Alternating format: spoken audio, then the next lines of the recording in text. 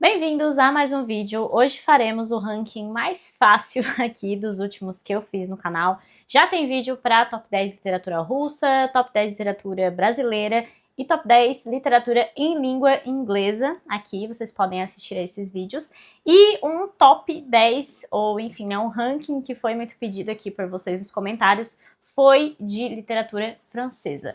Mas, como vocês puderam ver, eu escolhi 5 porque eu sou uma pessoa extremamente chata para literatura francesa e porque tem alguns escritores franceses que eu acho que eu vou gostar e que eu ainda não tive contato, então a gente conversa um pouquinho sobre isso. Acho até que vai ser legal porque talvez daqui a algum tempo, alguns meses ou anos, enfim, eu volte aqui e diga que esse ranking tá totalmente diferente ou eu aprimore esses rankings que eu tô fazendo aqui no canal também. Acho legal ver sempre uma evolução literária, né? Então bora lá para esse top 5. Em quinto lugar, nós temos Honoré de Balzac e seu Eugène Grandet. Esse aqui é um livro que sai pela coleção de clássicos da Unesp, né? Eu sempre mostro para vocês, porque eles são parceiros aqui do canal, tem uma coleçãozinha já se formando aqui. E esse aqui foi o livro que eu mais gostei do Balzac até o momento. Eu também já li O Pai Goriot, e provavelmente lerei aí no futuro Ilusões Perdidas. E eu não sou uma grande apreciadora de Balzac. Quando eu li O Pai Goriot, eu não gostei tanto assim, inclusive. Aqui eu já gostei mais porque, talvez até por uma questão de maturidade literária, eu já li depois de passar por vários outros escritores e por, né, enfim, um refinamento do meu gosto literário, digamos assim. Mas não é exatamente o estilo que eu amo de escrita. Acaba que o estilo de escrita do Balzac me cansa um pouco, o que eu acho muito curioso porque, na minha opinião, é um pouquinho parecido com o meu preferido, que vai aparecer muito em breve aqui pra vocês. De qualquer forma, Eugène Grandet vai falar sobre essa moça, né, a Eugène, que ela vive no interior ali da França, no vilarejo. Ela é filha de um homem muito rico, provavelmente o homem mais rico ali das redondezas, só que ele é extremamente avarento. Então ele faz com que a família viva como se não tivesse dinheiro nenhum. Eles sofrem bastante com isso, né? Tem toda essa ideia de ficar contando cada centavinho, e ela não pode gastar com roupa, ela não pode ter as melhores comidas, as melhores coisas ali da região, muito longe disso. Ela, na verdade, sempre tem o pior possível. E ao mesmo tempo que ela passa por isso, ela é a moça mais cotada da região para que casem-se com ela, né? Porque ela deve ter uma herança gigantesca, ninguém sabe exatamente quanto, mas as grandes famílias ali da região estão de olho no dote dessa moça. E ele é um livro que vai falar muito sobre essa questão, e eu acho que é um tema que acaba aparecendo bastante nos livros do Balzac, essa ideia da avareza ou da arrogância também, esses personagens que são bem odiosos. O Balzac faz uma construção interessante desses personagens, e o segmento, assim, da história, sem querer dar spoiler pra vocês, mas o enredo, a forma com que o Balzac fecha essa história, pra mim, eu achei bem interessante e um pouco fora da curva, assim, do que eu esperava do Balzac dessa época também. Eu gostei desse livro, não amei, assim, não achei maravilhoso de todo, mas eu acho que ele merece aí a sua quinta colocação entre os livros de literatura francesa que eu já li até o momento. Algo interessante a se dizer também do Eugène Grandet, que talvez deixe as pessoas com mais vontade de ler, é que em determinado momento aparece ali um primo dela, que vem da cidade, vem de Paris. Então ele traz toda uma ideia nova, e ele é todo um dandy, assim, e traz roupas diferentes, ouro, enfim, e acaba deslumbrando muito essa moça. Ela cria uma certa paixão, até platônica, se a gente pode dizer dessa forma. Então esse é um elemento que vai trazer atenção aqui pro romance, que eu acho que é bem interessante. Seguindo, então, a gente está falando de literatura francesa, mas talvez fosse mais adequado colocar literatura em língua francesa também, né? Porque a quarta colocação fica com o franco-argelino, que é Albert Camus, e seu A Peste.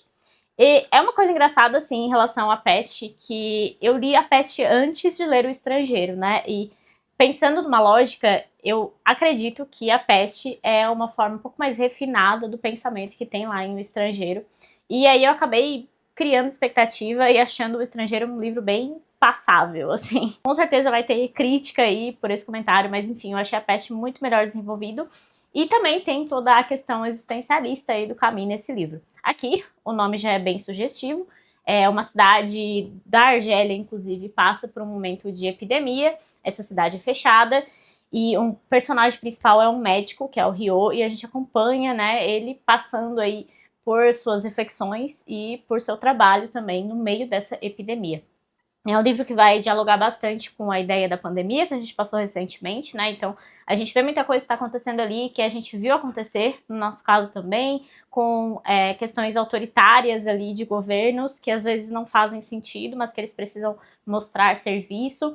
E também toda essa questão de dúvida e de medo passando assim por toda a população também, né? E como isso às vezes é utilizado também para movimentos autoritários, enfim. E esse livro também seria uma espécie de analogia, enfim, uma metáfora da invasão, quase falei uma palavra proibida aí no YouTube, mas enfim, a invasão alemã da primeira metade do século XX, né, na França, então tem toda essa relação também. Então é um livro bem reflexivo. Eu tenho um vídeo que eu falo um pouco mais sobre a questão existencial aqui do Camus, sobre essa filosofia dele. É importante dizer que o Camus, ele escrevia romances para filosofar, então tem muita coisa que às vezes a gente fica pensando, né, que em aspecto de romance, em aspecto literário, poderia ser um pouco diferente, mas ele adota esse estilo aí para filosofar. Mas eu gostei de A Peste, gostei bastante de A Peste e pretendo, inclusive, continuar lendo Camus, e tem bastante coisa para ler de Camus ainda, apesar de ser um autor com poucos livros, especialmente de romance, né? Porque tem alguns livros de ensaios, alguns livros de não ficção também. Eu tenho o Mito de Sísifo aqui na estante, inclusive. Em terceiro lugar, já no top 3 aqui, né, essa lista é bem rapidinha mesmo, já temos um dos meus escritores preferidos de todas as literaturas, então ele tem que aparecer aqui, né, e aqui no terceiro lugar fica O Corcunda de Notre Dame, de Victor Hugo.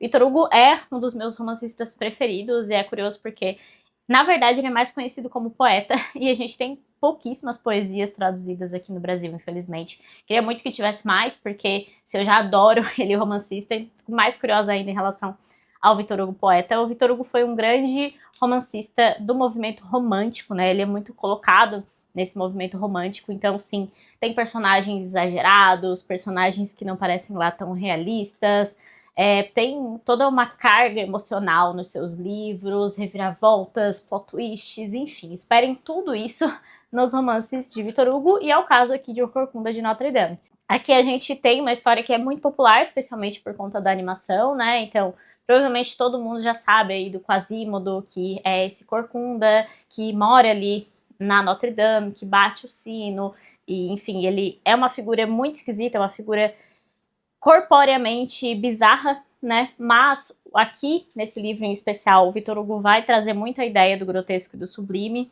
que é algo que ele explora bastante em textos estéticos, né? Que fala sobre a estética em relação a isso.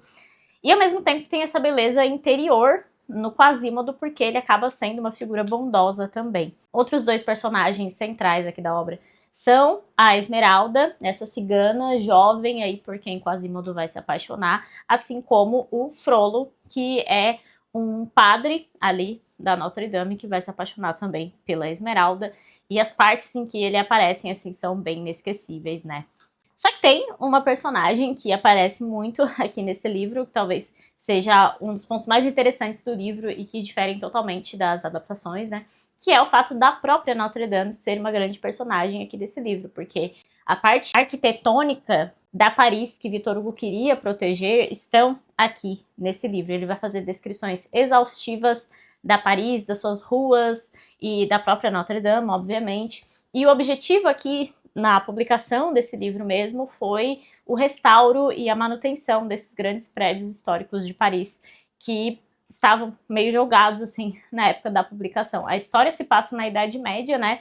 Mas o período de publicação desse livro, se eu não me engano, foi para 1830, 1831, conferi aqui. O objetivo foi esse, né? Então tem muita coisa da história de Paris e a história da arquitetura, que também ele traz muitas descrições arquitetônicas e acaba que a gente amplia um pouco o nosso conhecimento em relação a outros temas. É algo que eu amo em Victor Hugo.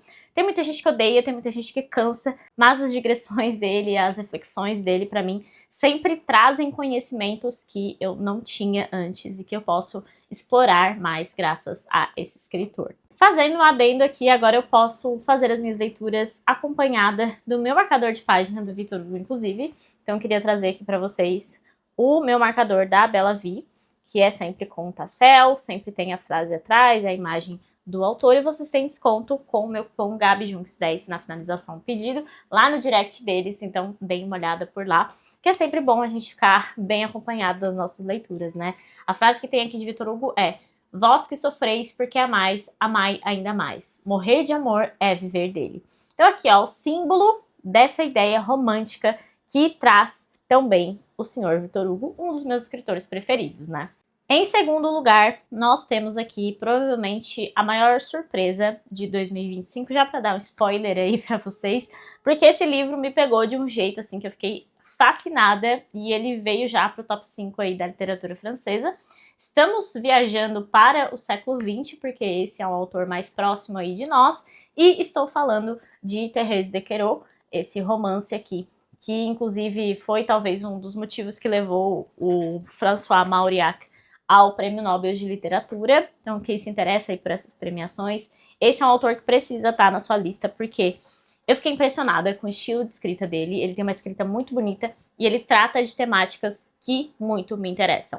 Mauriac foi um católico fervoroso, assim, e ele traz nas suas obras grandes pecadores. Ele vai sempre explorar o pecado humano e vai trazer personagens aí que vão fazer a gente pensar sobre esses pecados também. E aqui a gente tem a Thérèse, né, obviamente, que é a personagem principal, e basicamente ela foi processada por tentar envenenar o seu próprio marido, e na verdade ela de fato fez isso, né, ao que tudo indica na obra, pelo menos, ela de fato tentou fazer isso, mas o fato da família dela, em que ela entrou, né, a família do marido e um pouco da família dela também, ter tanta influência faz com que ela seja absolvida.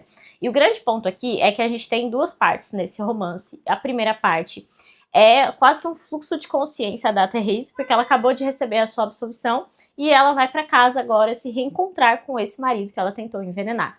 Então ela tem um fluxo de pensamento aí do que poderia ter levado ela a essa tentativa, o que ela pode falar para esse marido, essa vontade de mudar a vida, de talvez se reconciliar com ele de fato, de pedir desculpas de verdade, de pedir um perdão realmente.